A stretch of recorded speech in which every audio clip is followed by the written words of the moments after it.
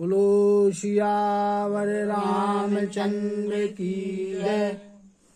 राम कथा के रस के तुम भक्त रासुमति धीर, आई सुवासन करिए प्रभु तेज पुंज कपिवीर। लखन सिया रामचंद्र की जय। भरत जी ने कहा कि वह संपत्ति, घर, सुख, मित्र, माता पिता, भाई सब जल जाएं जो श्री रामचंद्र जी के चरणों के सम्मुख होने में प्रसन्नता पूर्वक सहायता न करें। घर घर लोग अनेक प्रकार की तैयारी करने लगे, सवारियां सजाने लगे। उनके हृदय में बड़ा हर्ष है कि सवेरे अब वन के लिए जाना है। भरत जी ने घर जाकर विचार किया कि यह नगर है, घोड़े, हाथी, महल, खजाना आदि, और यह सभी संपत्ति श्री रघुनाथ जी की है। यदि इसकी रक्षा व्यवस्था किए बिना उसे ऐसे ही छोड़कर यदि चला जाता हूं तो परिणाम में मेरी भलाई नहीं है, क्योंकि स्वामी से द्रोह होगा और पाप बनेगा। सेवक वही है जो स्वामी का हित करे, चाहे कोई करोड़ों दोष क्यों न दे। भरत जी ने ऐसा विचार कर विश्वास पात्र सेवकों को बुलवाया, जो स्वप्न में भी अपने धर्म से नहीं दिखते थे, और उन्हें समझाया, धर्म की बात बतलाई, और जो जिस योग्य था उसे उसी काम के लिए नियुक्त कर दिया। सब व्यवस्था करके रक्षकों को रखकर भरत जी श्री रामचंद्र जी की माता कौशल्या जी के पास पहुंचते। प्रेम के तत्व को जानने वाले भरत जी ने सब माताओं को दुखी जाना, उनके लिए पालकियां तैयार करने और सुखासन सजाने के लिए कहा। नगर के नर नारी हृदय में अत्यंत आर्त होकर प्रातः काल का होना चाहते हैं कि कब प्रातः काल हो। तो प्रातः काल के इंतजार में सारी रात जागते हुए बीत गई। सुबह भरत जी ने चतुर मंत्रियों को बुलवाया और कहा कि राज तिलक का सभी सामान इकट्ठा कर लो, उसको भी ले चलना है, क्योंकि मुनि वशिष्ठ जी वन में ही श्री रामचंद्र जी को राज्य दे देंगे। यह सुनकर मंत्रियों ने वंदना की और तुरंत घोड़े, रथ, हाथी सजवाए। सबसे पहले मुनिराज वशिष्ठ जी, उनकी पत्नी अरुंधति और अग्निहोत्र की समस्त प्रकार की सामग्री लेकर के और वशिष्ठ जी को आगे किया। फिर ब्राह्मणों के समूह, जो सभी तपस्या और तेज के भंडार थे, अनेक प्रकार की सवारियों पर चढ़ करके चल दिए। नगर के सब लोग रथों को सजा सजा कर चित्रकूट के लिए चल पड़े, जिनका वर्णन नहीं किया जा सकता है, और सुंदर पालकियों पर चढ़ चढ़ करके सब रानियां चली। फिर विश्वास पात्र सेवकों को सौंप कर और सबको आदर पूर्वक भेज करके फिर भरत जी अपने छोटे भाई शत्रुघ्न जी के साथ और चल दिए। सभी जो स्त्री पुरुष थे, सबके मन में भगवान श्री रामचंद्र जी के दर्शन की लालसा थी, इसलिए बड़ी जल्दी जल्दी जा रहे। श्री सीताराम जी वन में हैं, मन में ऐसा विचार करके भरत जी शत्रुघ्न जी के सहित पैदल ही चल दिए। भरत जी का स्नेह देखकर लोग प्रेम में मग्न हो गए और सबने अपनी अपनी हाथ सवारियों को छोड़ दिया और उतरकर सब पैदल चलने लगे। जब माता कौशल्या ने देखा कि सभी लोग पैदल चलने लगे हैं, तब उन्होंने अपनी पालकी को जाकर के भरत जी के पास रोका और भरत जी को समझाया कि सभी लोग श्री रामचंद्र जी के दुख में दुखी हैं, अतः दुर्बल शरीर हो गया है, सबको बड़ी परेशानी होगी, अतः रथ पर सवार हो जाओ। माता की आज्ञा को सिर पर चढ़ाकर उनके चरणों में सिर नवाकर भरत जी और शत्रुघ्न जी दोनों भाई रथ पर चढ़कर चलने लगे। पहले दिन तमसा नदी के किनारे विश्राम किया और दूसरे दिन गोमती नदी के तीर पर विश्राम किया। अब इसके आगे का प्रसंग। पय आहार फल असन एक निशि भोजन के लोग करत राम हित नेम व्रत परिहरि भूषण भोग लखन सिया रामचंद्र की जय। कोई कोई एक टाइम दूध का आहार करता है, कोई फल का आहार करता है, कोई रात्रि के रात्रि भोजन करता है। एक समय सब श्री रामचंद्र जी के हित के लिए व्रत और नियम का पालन करते हैं। सई तीर बसी चले बिहाने श्रृंग वीरपुर सब नियराने समाचार सब सुने निषादा हृदय विचार करई सविषादा। रात्रि भर सई नदी के तीर पर निवास करके सब वहां से सब लोग चल दिए और श्रृंगबेरपुर के पास पहुंचने वाले थे। वहां निषाद राज ने सुना कि अयोध्या निवासी भरत जी और शत्रुघ्न जी के साथ और आ रहे हैं, रामचंद्र जी के पास जा रहे हैं। तब निषाद राज को बड़ा दुख हुआ। कारणो कवनो भरत बन जाही है कछु कपट भाऊ मन माही। जो पे जियना होती कुटलाई तो कतलीन संग कटकाई। अब निषाद राज विचार करता है कि क्या कारण है कि भरत जी बन जा रहे। निश्चित है कोई ना कोई कपट का भाव भरत जी के अंदर है। यदि कपट का भाव अंदर ना होता तो साजबाज सेना आदि लेकर के क्यों चलते, उसकी क्या जरूरत थी। जान नहीं सानुज राम ही मारी करऊं अकंटक राजू सुखारी। भरतो न राजू नीति उरयानी तब कलंको अब जीवन हानि। निषाद राज ने विचार किया कि भरत जी ने ये सोचा है कि रामचंद्र जी को और लक्ष्मण जी को मार करके हम निष्कंटक राज्य करेंगे। कहता है कि भरत जी ने राजनीति को स्थान नहीं दिया है, उसे समझा नहीं है और पहले उनके नाम कलंक लगा और यदि अब जाके रामचंद्र जी से युद्ध करेंगे तो प्राणों की हानि भी होगी। सकलो सुरासुर जुरहि जुझारा राम ही समारो न जीता निहारा। का आचरजु भरतु असु करहि नहीं विष बेली अमीय फल फरहि।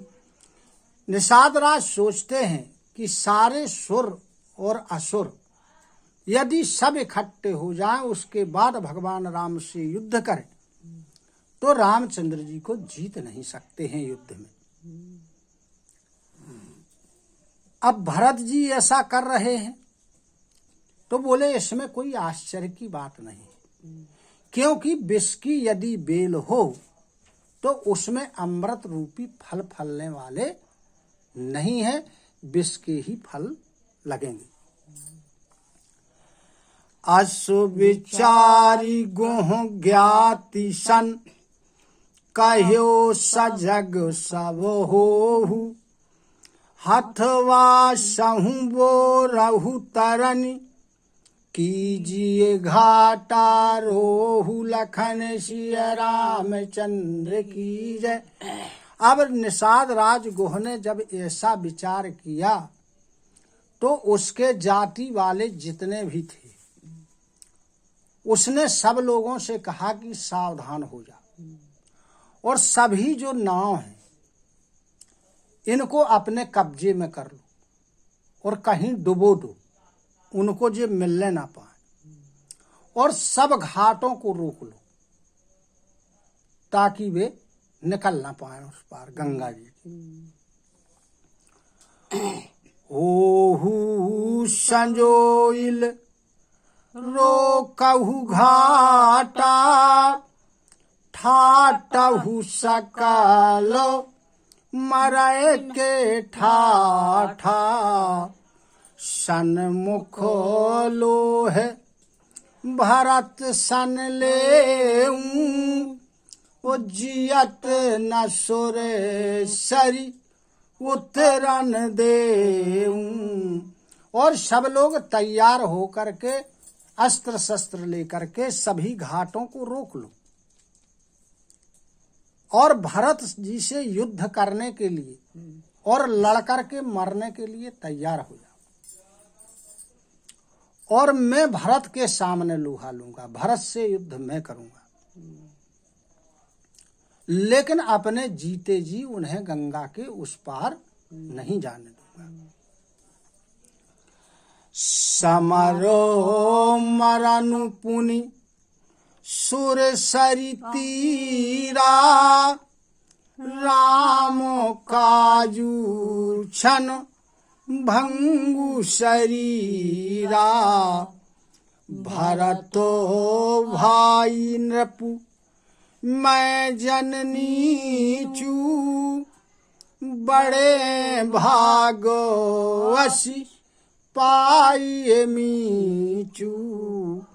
कहने लगा कि युद्ध में मरना वो फिर गंगा जी के किनारे तो कोई घाटे का सौदा नहीं, क्योंकि मुक्ति हो जाएगी और शरीर तो यह क्षणभंगुर है, कभी ना कभी तो इसको नष्ट होना ही है।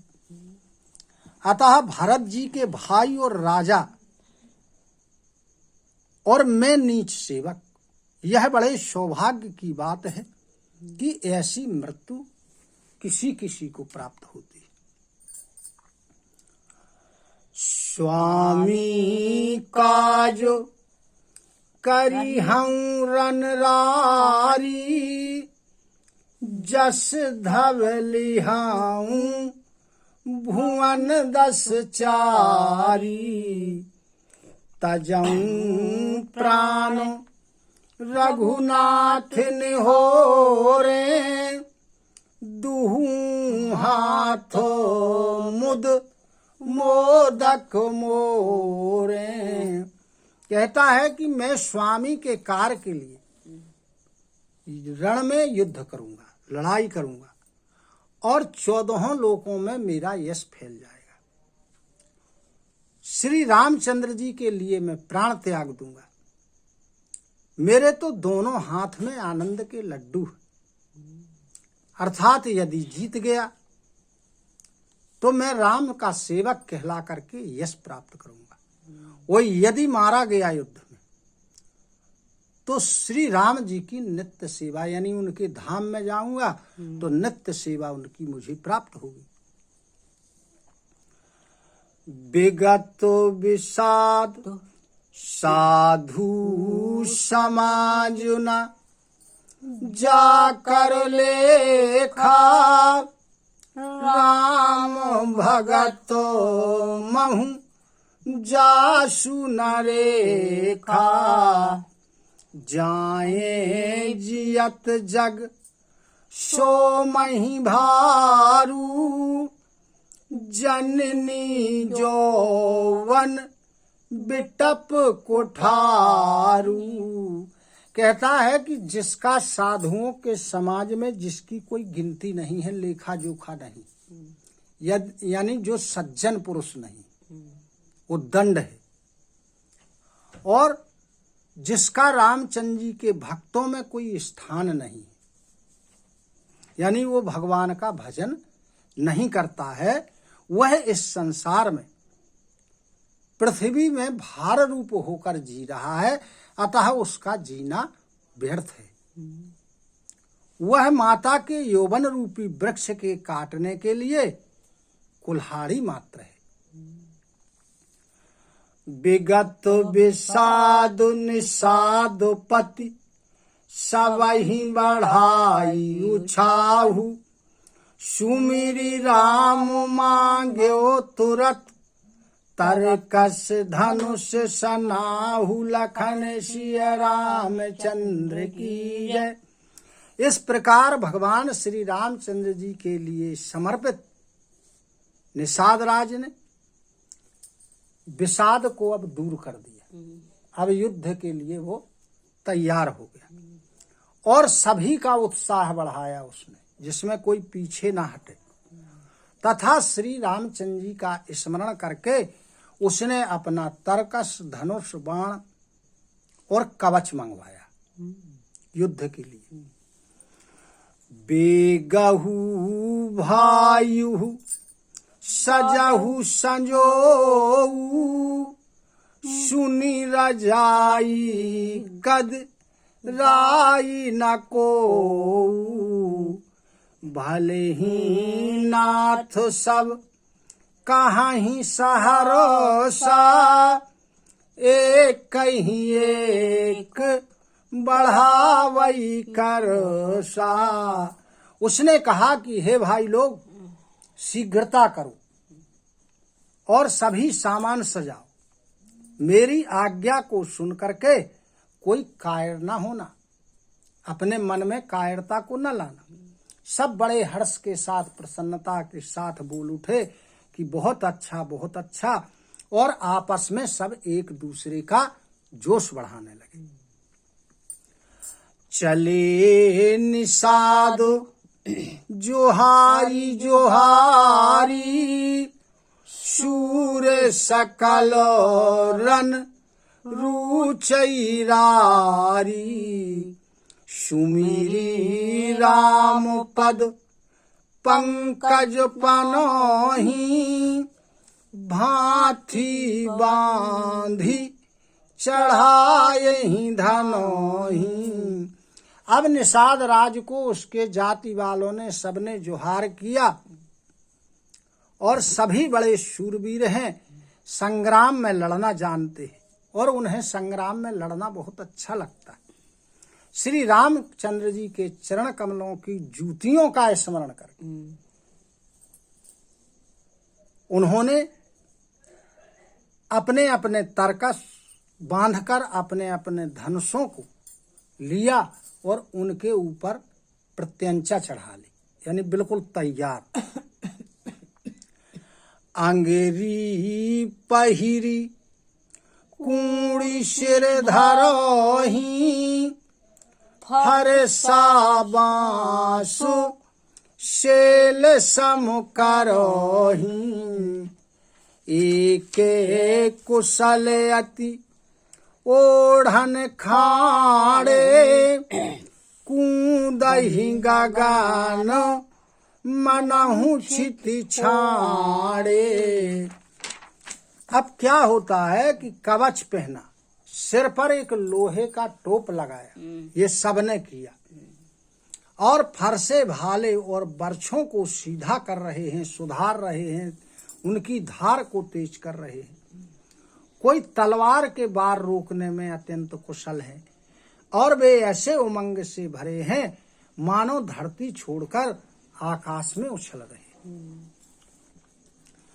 निज निज साजू समाज बनाई, गोहराओ तहीं जुहारे जाई। देखी सुभट सब लायक जाने, लय लय नाम सकल सन्माने। अपना अपना सब साज सामान सजा करके उन्होंने जाकर निषाद राज गुह को जुहार किया। निषाद राज ने सुंदर योद्धाओं को देखा, सबको सुयोग्य जाना और सबका नाम नाम लेकर के सबका सम्मान किया। भायहु लावहु धोख जनि, आजु काज बड़ मोही। सुनि सरोष बोले सुभट, वीर अधीर न होहि। लखन सिया रामचंद्र की जय। निषाद राज ने कहा कि हे भाइयों, भाई धोखा ना करना और मरने से न घबराना। आज मेरा बड़ा भारी कार्य है। यह सुनकर के सब योद्धाओं ने बड़े जोर के साथ कहा कि हे वीर, अधीर मत हो। सियावर रामचंद्र की जय। कथा विसर्जन होते सुनहु वीर हनुमान। जो जन यहाँ से आए हो, सोता करऊ पयान। श्रोता सब आश्रम गए, शंभु गए कैलाश।